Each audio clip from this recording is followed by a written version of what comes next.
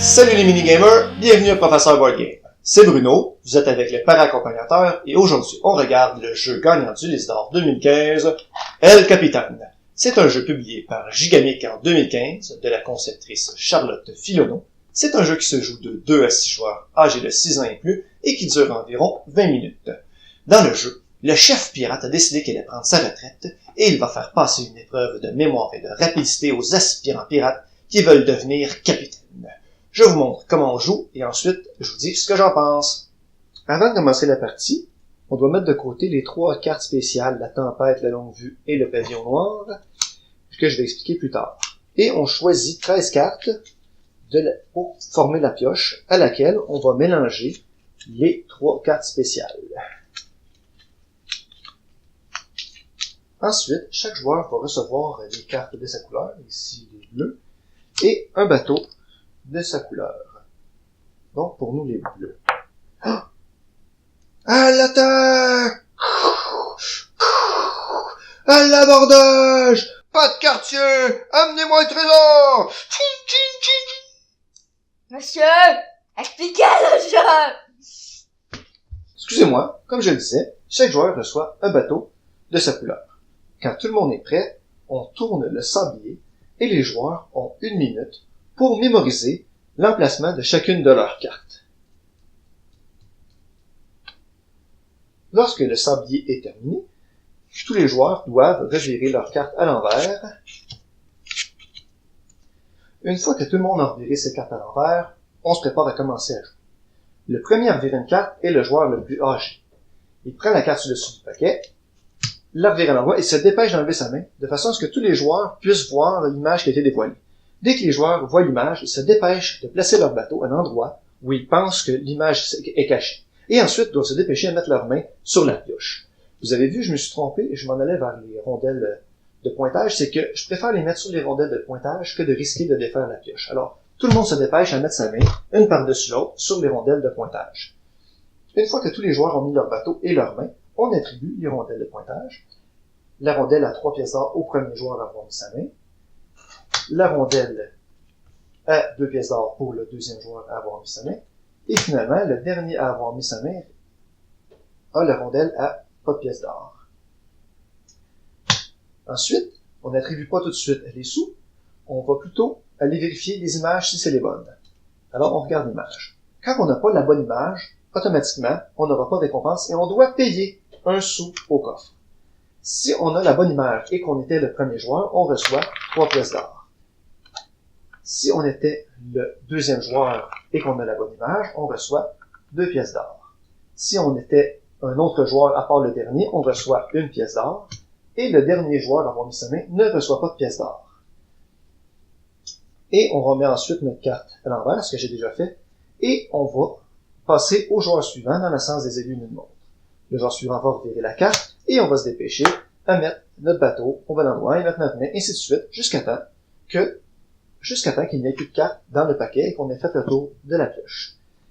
Je reviens maintenant aux cartes spéciales. Si on capture le pavillon noir permet au joueur qui a reviré le pavillon noir d'aller sur le plateau d'un autre joueur, échanger 2 cartes de place. Ensuite, si on tombe sur la longue vue, ça permet à tous les joueurs d'aller absorber une carte sur leur plateau pour tenter de se rappeler où ce qu'elle était si on l'avait oublié. Et finalement, la carte tempête, tous les joueurs doivent reprendre leurs cartes ensemble, les rebrasser, les remettre à l'endroit. On repart le sablier et comme au début, on doit se rappeler où sont les cartes. En fin de la partie, on regarde les pièces d'or qu'on a accumulées. Des pièces d'or! Les belles petites pièces! Oh mon précieux! Monsieur, expliquez le jeu! Excusez-moi, pardon. Comme je le disais, le joueur qui a le plus de pièces d'or est déclaré vainqueur et le nouveau capitaine. Dans le livre de règlement, il est question de 2 autres variantes.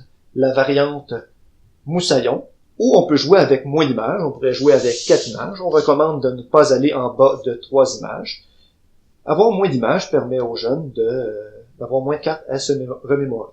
Et il y a la variante pour les téméraires, dans laquelle si une carte qui est déjà sortie, comme par exemple si le coffre avait déjà sorti, le joueur a crié « À l'abordage !» Le premier doit recevoir une pièce d'or de tous les autres joueurs. À ce moment-là, il faut être aussi attentif aux cartes qui sont passées ici. Et voilà, c'est comme ça qu'on joue à El Capitan. Je vous reviens avec mon opinion personnelle. Qu'est-ce que je pense de El Capitan? Tout d'abord, il faut savoir que moi, les jeux de mémoire, c'est pas mon fort, mais El Capitan, il vient me chercher un peu. Ce qui vient me chercher dans El Capitan, c'est qu'on voit toutes nos images au départ et que nos images sont seulement à nous. Dans le sens que on n'a pas dépendant de ce que les autres joueurs vont en virer en avant d'eux tout le long de la partie. Aussi, le fait d'avoir toutes nos images en avant de nous et de devoir s'en rappeler en début de partie, ça rappelle un peu Seven Wonders où on regarde chacun de notre main les cartes qu'on va passer aux autres joueurs pour savoir ce qu'ils vont jouer le prochain tour. Aussi, quand on a toutes nos cartes en avant de nous, je trouve que c'est un bon moment de pratiquer des trucs mnémoniques et le truc que j'aime appliquer dans El Capitan, c'est de raconter des histoires. Comme par exemple, si je prends le petit garçon qui doit livrer de l'eau, et qu'à côté de lui, il y a la boussole, c'est que le petit garçon qui livre l'eau, il a besoin de s'orienter en utilisant la boussole. Alors je sais immédiatement, tout le long de la partie, qu'ils sont un à côté de l'autre. Moi, des fois, ça arrive que je me fais des histoires sur toutes mes cartes de gauche à droite, et ça aide facilement à les positionner sur mon plateau. Aussi, parlant des cartes, la qualité du matériel est excellente. C'est des cartes qu'on va revirer souvent, surtout dans la pioche, mais ces cartes-là sont assez robustes et j'ai pas peur qu'ils réussissent à subir les épreuves du temps. Les petits bateaux en plastique sont très beaux, des couleurs très vives, les enfants aiment ça les toucher. Le coffre plein d'or, ça, les enfants ils adorent ça, ils veulent tout aller chercher leur or, pas moyen de leur donner, non, faut qu'ils aillent le chercher. Ça, c'était le fun.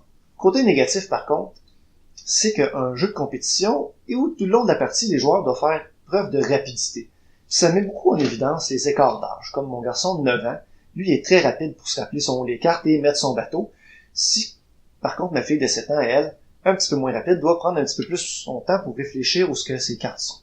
Ce qu'on peut faire, simplement, c'est de compter 2 secondes ceux qui sont plus rapides pour laisser la chance aux plus petits.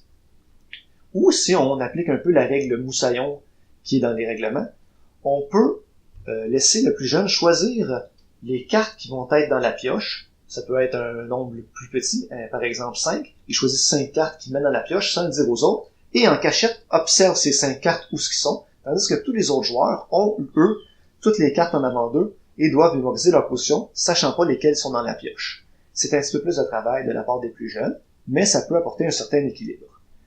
Donc, pour un jeu de mémoire qui, je dois le dire, me fait plaisir à jouer, je donne la note de B+. Alors, c'est tout pour aujourd'hui. Si vous n'êtes pas abonné à la chaîne, vous pouvez le faire avec le petit bonhomme qui se trouve dans le coin ici. Surveillez le sceau d'approbation du parent accompagnateur si vous cherchez d'autres jeux pour jouer avec vos enfants.